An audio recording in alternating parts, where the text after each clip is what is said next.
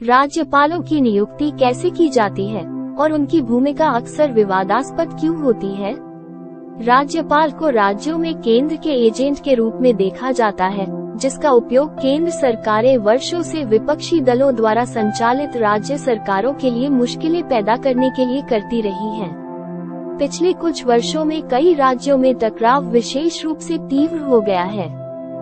राज्य की कार्यपालिका के स्तर पर संविधान के अनुच्छेद 153 में वर्णित है कि राज्य का एक राज्यपाल होगा और अनुच्छेद 159 के अधीन राज्यपाल निम्नलिखित बिंदुओं के लिए शपथ लेता है। 1. कर्तव्य पालन करने के लिए। 2. रक्षा परिरक्षण के लिए संविधान और संरक्षण। 3. राज्य के लोगों के कल्याण में लगे रहना।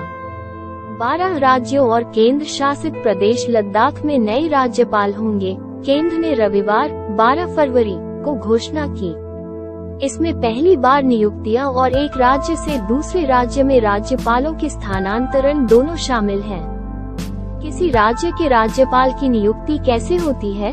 संविधान के अनुच्छेद 153 में कहा गया है कि प्रत्येक राज्य के लिए एक राज्यपाल होगा। संविधान के प्रारंभ होने के कुछ वर्षों बाद 1956 में एक संशोधन में निर्धारित किया गया था कि इस अनुच्छेद में कुछ भी एक ही व्यक्ति को 2 या 2 से अधिक राज्यों के राज्यपाल के रूप में नियुक्त करने से नहीं रोकेगा। अनुच्छेद 155 कहता है कि किसी राज्य के राज्यपाल को राष्ट्रपति द्वारा अपने हस्ताक्षर और मुहर के तहत वारंट द्वारा नियुक्त किया जाएगा। अनुच्छेद 156 के तहत राज्यपाल राष्ट्रपति के प्रसाद पर्यंत पद धारण करेगा, लेकिन उसकी सामान्य पदावधि 5 वर्ष होगी। यदि राष्ट्रपति 5 वर्ष की अवधि पूरी होने से पहले अपना पद वापस ले लेता है, तो राज्यपाल को पद छोड़ना पड़ता है। चूंकि राष्ट्रपति प्रधानमंत्री और केंद्रीय मंत्रिपरिषद की सहायता और सलाह पर कार्य करता है, इसलिए राज्यपाल को केंद्र सरकार द्वारा नियुक्त और हटाया जाता है। अनुच्छेद 157 और 158 राज्यपाल की योग्यता और उसके कार्यालय की शर्तों को निर्धारित करते हैं। राज्यपाल को भारत का नागरिक होना चाहिए और 35 वर्ष की आयु पूरी कर लेनी चाहिए। राज्यपाल को संसद या राज्य विधानमंडल का सदस्य नहीं होना चाहिए और किसी अन्य लाभ के पद पर नहीं होना चाहिए। राज्यपाल पद पर क्या आरोप है? 1. राज्यपाल एक प्रतिनिधि के रूप में नहीं बल्कि एक एजेंट के रूप में कार्य करता है। 2. राज्य की संवैधानिक स्थिति के बारे में केंद्र को सही ढंग से रिपोर्ट नहीं करना, बल्कि राजनीतिक आधार पर रिपोर्ट करना। 3. कई मुख्यमंत्रियों ने व्यक्त किया है कि राज्यपाल का पद समाप्त कर दिया जाना चाहिए। 4. उपरोक्त आरोप राज्यों द्वारा तब लगाए जाते हैं जब विभिन्न दल या गठबंधन सत्ता में होते हैं या केंद्र और राज्य में शासन करते हैं। राज्यपाल और राज्य सरकार के बीच क्या संबंध है? राज्यपाल की स्थिति की परिकल्पना एक राजनीतिक प्रमुख के रूप में की गई है, जिसे राज्य के मंत्रिपरिषद की सलाह पर कार्य करना चाहिए। हालांकि राज्यपाल को संविधान के तहत कुछ शक्तियां प्राप्त हैं, जैसे कि राज्य विधानमंडल द्वारा पारित किसी विधेयक को अनुमति देना या रोकना, किसी पार्टी को राज्य विधानसभा में अपना बहुमत साबित करने के लिए आवश्यक समय का निर्धारण करना, या किसी चुनाव में त्रिशंकु जनादेश जैसे मामलों में किस पार्टी को अपना बहुमत साबित करने के लिए पहले बुलाया जाना चाहिए, जो उसकी स्थिति को बहुत महत्वपूर्ण बना देता है। दशकों से राज्यपालों को उस समय सत्ता में केंद्र सरकार के इशारे पर काम करते हुए देखा गया है और राज्य सरकारों द्वारा विशेष रूप से विपक्ष में केंद्र के एजेंट के रूप में कार्य करने का आरोप लगाया गया है। साथ ही संविधान का पालन करता है राय में अंतर होने पर राज्यपाल और राज्य को सार्वजनिक रूप से किस तरह से संलग्न होना चाहिए, इसके लिए कोई प्रावधान नहीं है।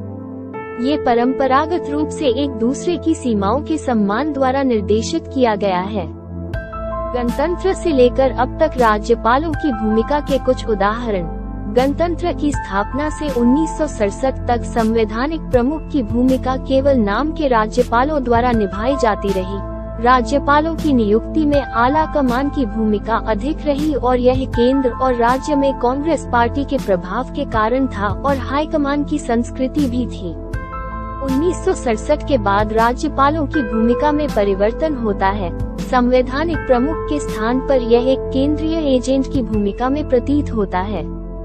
राजस्थान में 1967 में, उत्तर प्रदेश में 1970 में और हरियाणा में 1982 में राज्यपाल की भूमिका पर विवाद हुआ। बिहार में राज्यपाल की भूमिका को लेकर अक्सर विवाद होता रहता है। बिहार में राज्यपाल की भूमिका के संबंध में कुछ विवाद के तथ्य 1:2005 में राज्यपाल बूटा सिंह ने बिहार में विधानसभा भंग करने की सिफारिश की, जिसे सर्वोच्च न्यायालय ने असंवैधानिक घोषित कर दिया था। 2:2015 में राज्यपाल केशरीनाथ त्रिपाठी ने बहुमत न होने के बावजूद 21 दिनों तक मुख्यमंत्री बनाए रखा, जबकि विधायकों के दल ने राष्ट्रपति भवन के सामने परेड की थी कि मुख्यमंत्री के पास बहुमत नहीं है। पिछले कुछ वर्षों में 16वीं और 17वीं लोकसभा में भारतीय जनता पार्टी को बहुमत प्राप्त हुआ। तब से राज्यपालों के इस तर्क पर निम्नलिखित भूमिकाएं देखी गई हैं। उत्तराखंड में सर्वोच्च न्यायालय द्वारा राज्यपाल की भूमिका को असंवैधानिक ठहराया गया है और अरुणाचल प्रदेश राज्य, जबकि गोवा मणिपुर चुनाव में सबसे बड़ी पार्टी को सरकार बनाने के लिए आमंत्रित नहीं किया गया।